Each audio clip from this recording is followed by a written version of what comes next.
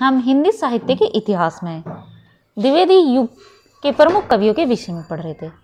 इससे पूर्व हमने महावीर प्रसाद द्विवेदी जी के जीवन परिचय के विषय में विस्तार पूर्वक पढ़ लिया था। आज हम पढ़ेंगे द्विवेदी युग के एक प्रमुख कवि हैं मैथिली शरण गुप्त। इनके विषय में भी बहुत ज़्यादा प्रश्न बनते हैं परीक्षाओं में और आते भी हैं। तो ये भी एक प्रमुख कवि हैं मैथिली शरण गुप्त, जिनका जन्म काल है 1886 ईस्वी। जन्म स्थान है इनका ग्राम चिरगांव, जिला झांसी, उत्तर प्रदेश के ही हैं ये। मूल नाम था इनका मिथिलादीप नंदिनी शरण। ठीक, तो इनका मैथिली शरण गुप्त जी का मूल नाम क्या था? मिथिलादीप नंदिनी शरण। पिता थे इनके सेठ रामचरण गुरु। काव्य गुरु था इनका, मतलब इनके जो काव्य गुरु थे वे थे महावीर प्रसाद द्विवेदी। ठीक है, इनके गुरु थे ये महावीर प्रसाद द्विवेदी जी, जिनके नाम पर द्विवेदी युग का नाम रखा गया है। कुछ तथ्य महत्वपूर्ण तथ्य इनसे संबंधित है। गुप्त जी ने द्विवेदी जी के नेतृत्व में रहकर सरस्वती पत्रिका के लिए अनेक रचनाएं लिखी थी। तो गुप्त जी ने द्विवेदी अर्थात महावीर प्रसाद द्विवेदी जी के नेतृत्व में रहकर कार्य किया था। इनकी प्रमुख रचनाएं हैं मैथिली शरण गुप्त जी की। इनके द्वारा रचित मौलिक काव्य ग्रंथों की संख्या लगभग 40 मानी जाती है, जिनमें से मुख्य रचनाएं हैं। पहली है रंग में भंग, समय है 1909 ईस्वी। दूसरी जयद्रथ वध 1910 ईस्वी। नंबर 3 है भारत भारती 1912 ईस्वी। नंबर 4 किसान 1917 ईस्वी। नंबर 5 शकुंतला 1923 ईस्वी।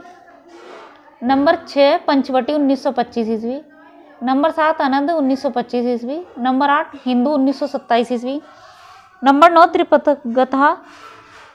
त्रिपथगा 1928 ईस्वी। नंबर 10 शक्ति 1928 ईस्वी। नंबर 11 गुरुकुल 1929 ईस्वी।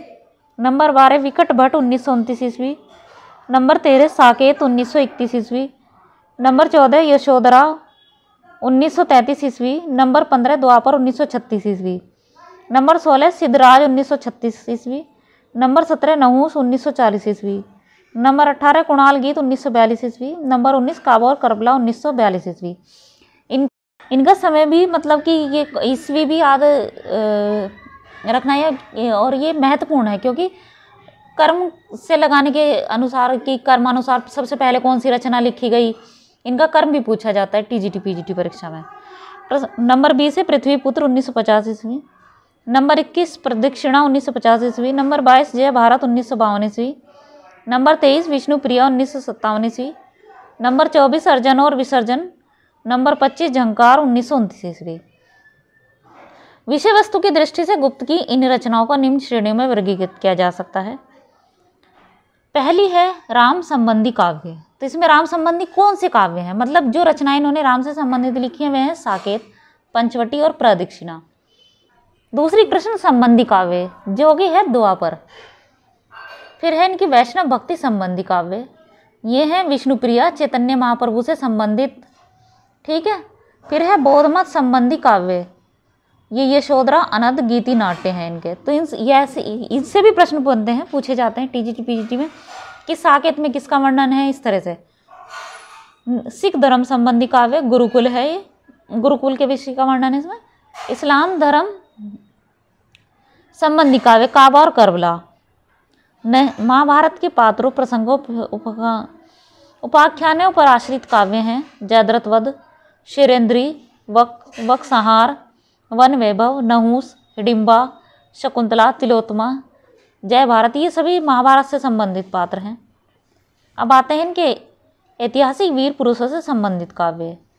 पहला है इनका रंग में भंग, दूसरा सिद्धराज, तीसरा है पत्रावली, नंबर 4 है विकट भट्ट। महात्मा गांधी से संबंधित काव्य में इनकी पहली है अंजलि और अर्धय, काल्पनिक एवं विचारात्मक विषय वस्तु पर आधारित काव्य। पहला है भारत भारती, दूसरा है वैतालिक, तीसरा हिंदू, नंबर 4 है अजित। रचना शैली की दृष्टि से इनकी रचनाओं को निम्न श्रेणियों में विभक्त किया जा सकता है। पहली है मुक्तक काव्य, पद्य प्रबंध, स्वदेश संगीत, मंगल घट। ठीक, फिर गीति शैली, झंकार, विश्व वेदना, अंजलि तथा साकेत, यशोधरा, कुणाल गीत के कुछ अंश। फिर आती है नाट्य शैली, नाटक, तिलोत्तमा, चंद्रहास। गीति नाट्य शैली क्या है इनकी? रूपक। इसमें है अनद्य और तिलोत्तमा और चंद्रहास। पत्र शैली, नूतन काव्य शैली, पत्रावली। प्रबंध काव्य शैली, यह इनकी सर्वप्रिय शैली है। साकेत, जयद्रथ वध, यशोधरा पंचवटी इत्यादि इसी शैली में रचित हैं। ठीक, गुप्त जी द्वारा रचित खंड काव्यों की कुल संख्या 19 मानी जाती है और इनके कितने महाकाव्य हैं? 2 महाकाव्य हैं। यशोधरा रचना गौतम बुद्ध के गृह त्याग पर आधारित मानी जाती है। मतलब जो यशोधरा रचना है वह गौतम बुद्ध ने जो गृह त्याग किया था उससे संबंधित है।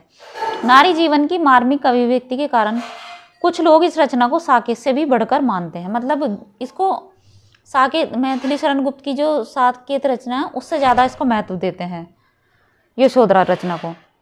तो इसमें क्योंकि इसमें नारी के सम्मान और प्रतिष्ठा को स्थापित किया है मैथिली शरण गुप्त जी ने। रंग में भंग रचना में चित्तौड़ और बूंदी के राजघरानों से संबंध रखने वाली राजपूतियान का वर्णन किया गया है। इसके बाद मंगल घट इनका कविता संग्रह है जिसमें केशी की कथा, स्वर्ग सहोदर इत्यादि बहुत सी फुटकर रचनाओं का संग्रह किया गया है। नंबर 7 इनका पंचवटी रचना में लक्ष्मण के चरित्र का उत्कर्ष वर्णित मतलब उसका वर्णन किया गया है। नंबर 8 विकट भट्ट रचना में जोधपुर के एक सरदार की 3 पीढ़ियों द्वारा वचन निभाने का वर्णन किया गया है। नंबर 9 मेघनाद वध इनकी अतुकांत रचना है। नंबर 10 विष्णुप्रिया रचना में चैतन्य महाप्रभु की वियुक्ता, पत्नी के त्याग और तप को प्रदर्शित किया गया है। नंबर 11 अर्जन और विसर्जन रचना में मुस्लिम संस्कृति की झांकी प्रस्तुत की गई है। नंबर 12 जयद्रथ वध रचना में राष्ट्र की बलिवेदी पर अपने प्राण न्यौछावर कर देने वाले युवक का वर्णन किया गया है। इसका आधार महाभारत है। मैथिली शरण गुप्त जी की साकेत रचना से संबंधित तथ्य हैं। अब तो साकेत रचना काल है 1931 ईस्वी। सर्ग है इसमें 12। काव्य श्रेणी महाकाव्य, प्रबंध काव्य भी इसको कहा जाता है। प्रेरणा स्रोत जो लेख है इसमें जिससे प्रेरित होकर यह काव्य रचा गया वह है रविन्द्रनाथ टैगोर का लेख काव्य की उपेक्षिताएं। महावीर प्रसाद द्विवेदी 1908 में सरस्वती पत्रिका में भुजंग भूषण भट्टाचार्य नाम से प्रकाशित लेख कवियों की उर्मिला विषयक उदासीनता, तो ये इनसे प्रेरित हो गए, इन्होंने साकेत का वर्णन किया था मैथिली शरण गुप्त जी ने। पुरस्कार मंगला प्रसाद पारितोषिक मिला हुआ है इनकी इस रचना पर, इन्हें मैथिली शरण गुप्त जी को साकेत पर।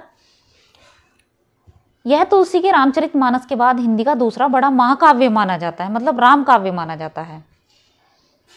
पहला कौन सा? तुलसीदास जी की रामचरितमानस मानी जाती है। इस रचना में आर्य समाज का प्रभाव दिखाई पड़ता है। डॉक्टर द्वारिका प्रसाद सक्सेना के अनुसार साकेत की रूपरेखा निश्चित करने वाले श्री छोटे लाला बहिस्पत्य 1911 ईस्वी माने जाते हैं। आचार्य नंदुलारे वाजपेयी के अनुसार साकेत महाकाव्य ही नहीं आधुनिक हिंदी का युग प्रवर्तक महाकाव्य है। यह आचार्य नंदुलारे वाजपेयी जी ने कहा है मैथिली शरण गुप्त जी की रचना साकेत के विषय में। यह नारी चेतना से संबंधित काव्य है। सबसे बड़ा एवं महत्वपूर्ण सर्ग नवा सर्ग, यह सर्ग लक्ष्मण की पत्नी उर्मिला के वियोग से वर्णन को समर्पित है। 10वें सर्ग में भी उर्मिला का वियोग वर्णन है। रचना में लगा समय है इसका 15 वर्ष में रचित थी इनकी रचना, पूरे 15 वर्ष का समय लगा था इसको लिखने में। इसका प्रारंभ 1916 ईस्वी में हो गया था, जबकि प्रकाशित 1931 ईस्वी में जाकर हुई थी इनकी साकेत रचना। ये दद्दा के नाम से भी जाने जाते हैं। यह प्रश्न आया हुआ है कि दद्दा के नाम से किसको जाना जाता है, तो मैथिली शरण गुप्त जी को दद्दा के नाम से जाना जाता है। मैथिली शरण गुप्त ने माइकेल मधुसूदन दत्त की रचनाओं का अनुवाद मधुपूप नाम से किया था। स्वतंत्रता के बाद ही भारतीय संसद में राज्यसभा के सदस्य भी मनोनीत किए गए थे। भारत सरकार द्वारा मैथिली शरण गुप्त को पद्म विभूषण सम्मान प्रदान किया गया था, तो इन्हें पद्म विभूषण भी मिला हुआ है मैथिली शरण गुप्त जी को। मैथिली शरण गुप्त ने अपनी रचनाओं में हरिगीति का छंद का सर्वाधिक प्रयोग किया है। तो जो ज़्यादा मतलब कवि जैसे इस तरह के पुरस्कार जिनको मिले रहते हैं तो उनके विषय में तो परीक्षा में हमेशा प्रश्न आते हैं, और मैथिली शरण गुप्त जी से संबंधित प्रश्न परीक्षा में ना ऐसा मुश्किल ही कोई परीक्षा हो हिंदी साहित्य की। मैथिली शरण गुप्त ने अपनी रचनाओं में छंद किसका हरिगीति का छंद का प्रयोग किया है। गुप्त जी पहले वेश्योपक परक कारक पत्र में अपनी रचनाएं छपवाते थे, किंतु सरस्वती में अपनी रचना को प्रकाशित कराने की तीव्र आकांक्षा उनके हृदय में थी। उन्होंने रसिकेंद्र उपनाम से ब्रजभाषा में लिखी कविता सरस्वती के लिए भेजी, किंतु यह कविता सरस्वती में नहीं छपी। द्विवेदी जी ने उन्हें यह पत्र लिखकर सूचित किया कि सरस्वती में हम बोलचाल की भाषा में लिखी गई कविताएं ही छापते हैं, तथा यह भी लिखा कि रसिकेंद्र बनने का जमाना अब लद गया है, मतलब चला गया। मैथिली शरण गुप्त पर इन दोनों बातों का विशेष प्रभाव पड़ा। उन्होंने खड़ी बोली में कविता लिखना प्रारंभ किया और उपनाम से भी सदैव के लिए मुक्ति पा ली, मतलब उन्होंने खड़ी बोली में लिखना शुरू कर दिया महावीर प्रसाद द्विवेदी की बात के प्रभाव से, और अपना उपनाम भी बदल दिया। तत्पश्चात उन्होंने क्या किया, हेमंत नामक कविता सरस्वती के लिए खड़ी बोली में लिखकर भेजी, जो अनगढ़ एवं अस्त व्यस्त थी, किंतु द्विवेदी जी ने उसमें व्यापक मतलब बदल कर उसको क्या किया, मैथिली शरण गुप्त के नाम से वह कविता सरस्वती पत्रिका में छाप दी। ठीक, गुप्त जी द्वारा रचित कुछ पद हैं जो अक्सर ये पूछा जाता है, ये वाला पद तो हमेशा आता है। अबला जीवन हाय तुम्हारी यही कहानी, आंचल में है दूध और आंखों में पानी, तो यह यशोधरा से है। चारू चंद की चंचल किरणें खेल रही जल थल में, स्वच्छ चांदनी छिटक रही अवनी और अंबर तल में, यह पंचवटी से है। हम कौन थे, क्या हो गए हैं और क्या होंगे अभी, आओ विचारें आज मिलकर ये समस्याएं सभी, यह भारत भारती से है। विशेष तथ्य, गुप्त जी की खड़ी बोली की पहली कविता हेमंत नाम से 1905 ईस्वी में सरस्वती पत्रिका में प्रकाशित हुई थी। गुप्त जी की पहली काव्य रचना रंग में भंग लघु खंड काव्य 1909 में प्रकाशित हुई थी। गुप्त जी की पहली महत्वपूर्ण प्रसिद्ध काव्य रचना भारत भारती 1912 ईस्वी में प्रकाशित हुई थी। यह रचना मुसद्दे हाली एवं मुसद्दे कैफिया भारत दर्पण लेखक ब्रजमोहन दत्तात्रेय केकी से प्रभावित मानी जाती है। भारत भारती रचना के कारण इनको जेल भी जाना पड़ा था एवं इसी रचना के लेखन के कारण इनको राष्ट्रकवि की संज्ञा दी जाती है। इनको राष्ट्रकवि की उपाधि 1936 में काशी में महात्मा गांधी जी ने प्रदान की थी, तो इनको राष्ट्रकवि भी कहा जाता है मैथिली शरण गुप्त जी को। गुप्त जी की दूसरी महत्वपूर्ण प्रसिद्ध रचना साकेत 1931 में प्रकाशित हुई थी। डॉक्टर नगेंद्र के अनुसार भारत भारती की लोकप्रियता खड़ी बोली की विजय पताका सिद्ध हुई। डॉक्टर बच्चन सिंह के अनुसार ये धर्म में विशिष्टतावादी, विचारों में गांधीवादी और साहित्य में अभिदावादी माने जाते हैं। डॉक्टर गणपति चंद्र गुप्त ने इनको आधुनिक काल का तुलसीदास भी कहा है।